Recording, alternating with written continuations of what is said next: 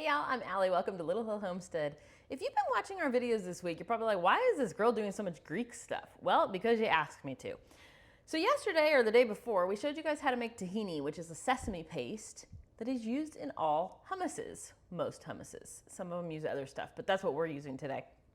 So we're gonna be using our homemade tahini to show you guys how to make homemade hummus. Hummus is basically garbanzo beans, which I'm gonna drain. I have 2 cans of garbanzo beans. Most people don't know that that's what hummus is. Isn't that weird? So garbanzo beans, we got 2 cans. I got them from Azure. These are just a low sodium one. I tend to like the flavor on theirs, but get whatever you can. Put those into a pan. We're getting fancy now, y'all. So I like to cook down the garbanzo beans to get them a little bit mushy. It helps the skins get a little softer, and it just helps it break down and be really, really smooth. To help that move along, I add 1 teaspoon of baking soda. It kind of just helps them break down and remove the little skins so that when you process it in your food processor, it breaks down like way easier because, as I've mentioned in 50,000 videos, our food processor stinks. I'm gonna put a little bit of water. That's just gonna cover those beans so they have something to boil in. Just a little bit. So I'm gonna get those to a boil. Once they come to a boil, we're gonna let them boil for 20 minutes. And then we're gonna strain them and let them cool. And then I'll come back to show you how we make an ever so addictive, a real addictive hummus, y'all. If you're not a fan of hummus, this probably is not the video for you. Sean hates hummus, but I still make it anyways because I love it and I could probably eat enough for a small village when I make it. What does hummus go with? We like to do hummus with homemade naan bread. I don't make pita bread, I make naan, which is basically the same thing. And we do it with like gyro meat, roasted Greek vegetables, tzatziki, that kind of stuff. So my ideal, I used to work near a Greek restaurant. I would get roasted pita bread. They would cook it really quick on their little flat top.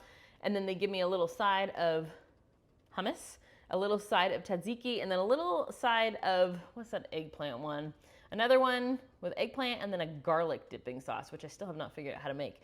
But my ideal lunch used to be just sitting there mowing a few dips.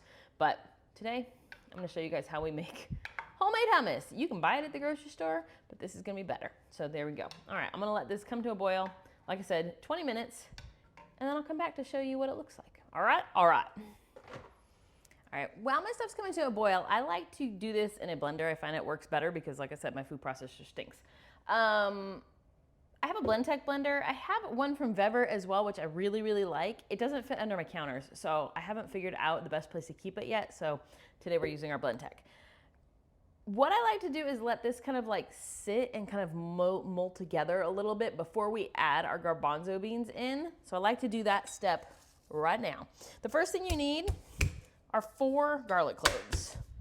I have a Lamson knife. I got this for Christmas a few years ago. We call it Brad. We name things. I've told you guys that before. I love it because I can smash garlic with it really, really easily, and it doesn't risk cutting myself.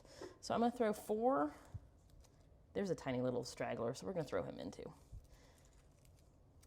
Now, if you like garlic, traditionally, there's a little bit of garlic in all hummus. But if you're buying the roasted garlic, you would need to roast this first. This is just some raw that we're putting in to our main recipe. Like I said, they all have it. The next thing we need is 4 tablespoons of lemon juice. Fresh is better. I don't have any because we're in the middle of our pantry challenge, so I'm using jarred, but it's what we're having for dinner. So I'm making this today. We eat it tomorrow. I like to let it sit a little bit. So I got my lemon juice, I got my garlic. I need a teaspoon of salt. I'm using Himalayan pink salt. It's just the one I like. You need our tahini, which you need 1 cup. We made that. I'll put that in just a second. And then we need a teaspoon of cumin. Cumin is in a lot of hummuses. You kind of don't realize it's there. It's like a hidden thing, but it's quite enjoyable. So this is the tahini we made yesterday or earlier. I'm using the whole thing. It's 1 cup, which is one of our recipes worth. It's beautiful and creamy and delicious. I thought about it after I made that video. If you don't want to roast the sesame seeds, you totally don't have to. It will completely change the flavor if you don't though. So I tend to like to do that. All right, so all of our stuff is in the bottom of our blender. Scraping some sides because I got a little stuff on it. And I'm gonna just process this. It's really low, so you're not gonna get a lot of movement, but you'll get enough to try to like kind of break up your garlic just a tiny bit and get things like processing together just slightly. The main action is gonna happen when we add our beans.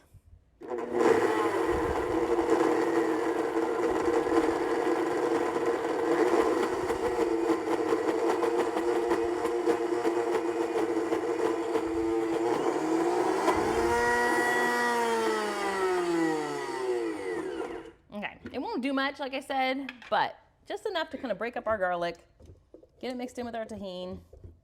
I keep doing that. I like jokingly said it in the other video, now I can't stop saying it. One of my garlics didn't break up quite enough, so I am gonna process it for just one more second to get that broken up. Maybe, we'll see. I do like to add some water, but I traditionally don't like to add it until I put my beans in to kind of know the consistency. But it can be up to 4 tablespoons of water that we add. So I'm just gonna add a tiny bit now to get that to break down a little bit more. I don't want a whole garlic in there. I want it to start to infuse its flavors, if that makes sense.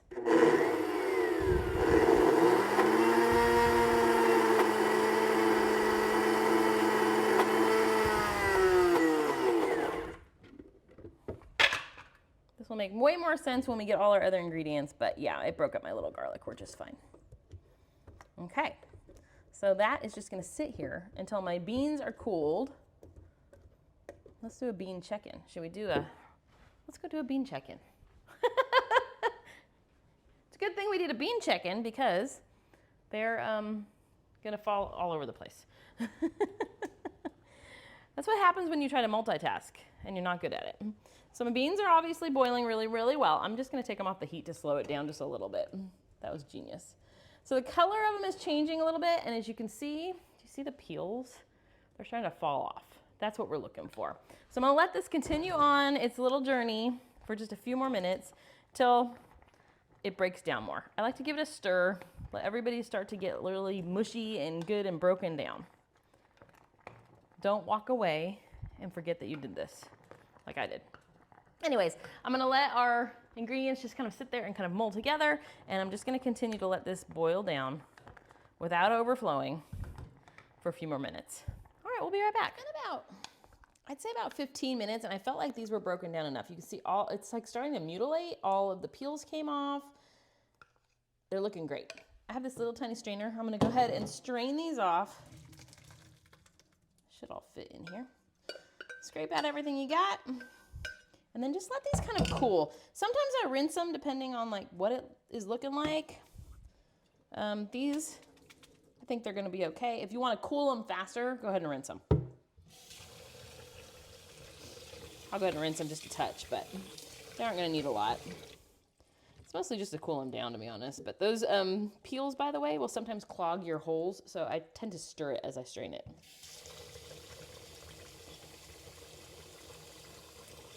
All right, so all I'm gonna do is let these cool back down until they're closer to room temperature. You don't want them to be so hot adding to your other ingredients. So I'm gonna let these kind of just do their thing, continue draining off all that liquid. And then once they're cool, I'll come back to show you how we add them and what we do next. I'm looking forward to some Greek food. Sad part is we're not eating it till tomorrow. I'm ahead of the game, I guess. So that's good. Anyways, all right, continue straining. Continue on.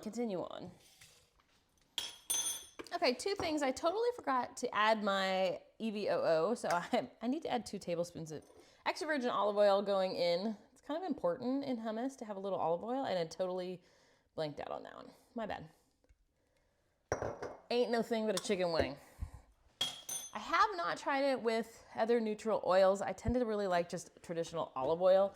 I like it in it, and then some people will drizzle on top. I am not a fan of the drizzled on top thing. To me, that's kind of excessive, but if you have a really good quality, maybe. I don't know why I'm stirring this because I'm literally gonna add our chickpeas right in now. So garbanzo beans or chickpeas are the same exact thing, See how mutilated they got? I let them just sit on a towel. They are completely cool for the most part. It's been maybe 5 minutes. Rinsing them off in the sink helped them cool down pretty quickly, so we're good. Throw those in, boom. Now all we're gonna do is start blending, y'all. Like I said, if you feel like it needs a little more olive oil, nope. If you feel like it needs a little more water, I do have some extra water kind of just sitting here. So I'm gonna let it rip. I like to occasionally stop it and scrape down the sides, which it's like literally almost there already, you guys. But I want any little extra pieces that got stuck up on the sides pushed down. I'm not gonna need any extra water. It's gorgeous, gorgeous, looking great. So I'm gonna let that go for just a second longer. One more look, see? Got an air pocket. No, I think we're solid, you guys. That was easy peasy. Let me give this, well, let me try it before I dump it out. In case it needs more salt or anything, I can give it a whirl. That's our consistency. It's so creamy and good, you guys. Like, the garlic's like nice and light. It could use maybe a tiny bit more lemon juice, but I kind of want to let it just sit, mold together. And then if I feel like it needs more lemon juice, I can squeeze a little on top. Or you can add things like paprika on top, a little fresh parsley on top. If you want roasted garlic, you would add the roasted garlic in at this point. You can do roasted tomatoes. Some people do like, what are those? Not fire roasted tomatoes. Sun-dried tomatoes. You can put those in it. Think of the flavors that you see at the grocery store that are your favorites and go with that. I'm a classic girl. I'm like regular old hummus, you guys. So that being said, I think it is perfect. Let's get it in this beautiful bowl. This bowl is not beautiful, it's just a white bowl. This consistency is amazing. So one of the biggest things, and I saw this on a blog and I can't remember what blog it was, years and years ago, and we've done it ever since, is to boil your chickpeas, because if you don't, it's never quite as creamy. The canned stuff just straight into here doesn't want to break down quite the same. So it's one of those weird little tricks. I wish I could remember where I found it. I don't use the recipe from there, but I use that trick. Anyways, I mean, most hummuses are very, very similar to one another, let's be real. But there you guys go. That is our hummus. Let me show you the consistency up close. I don't want to get too in your face, but like, look at that. Isn't that beautiful? I was going to save this for tomorrow, but I might just have to break out some bell peppers or carrot sticks or something real quick. Like, anyways, that, you guys, is our hummus. I will put the recipe below. I hope you guys give it a try. It's quite impressive. I mean, like, literally, if you buy it at the grocery store, I like the one from Aldi. I will give them that. If I don't have time to make this, I do like their, the little, like, they have one that's 4 different flavors from Aldi. I tend to like that one. They have a jalapeno one. That one's pretty good too. But if I have the time, I make this, and it's literally, it makes 2 times, you can half the recipe, by the way, of those little containers that you get at the grocery store. I make this big old batch, and I'm good for a couple weeks. It will sit in your fridge for a couple weeks. It gets better the longer it sits. I wouldn't let it go, definitely not more than 2 weeks. I would probably try to finish it off in about 10 days. That's just me. There's not really anything funky in it, so it's fine if it lasts that long. Anyways, go make some. I do not recommend freezing this. It does not freeze well, but good in the refrigerator. 10 days, you're set. There you guys go. I will link below the recipe. I don't have a link to the recipe. The recipe will be below if you hit description. We're still working on getting a blog set up. We officially got the blog registered. That's what I've done so far on that. And I'll link Azure below, which is where we got our garbanzo beans, and I will link the tahini recipe as well that we made on the channel a couple days ago. So thanks so much for watching. If you give it a try, let me know what you think of it. I'm always curious to hear your thoughts. Thanks, guys.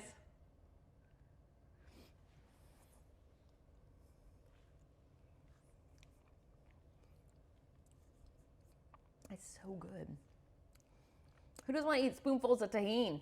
No, not tahini. Good Lord. If I could remember the name is tahini, and this ain't that.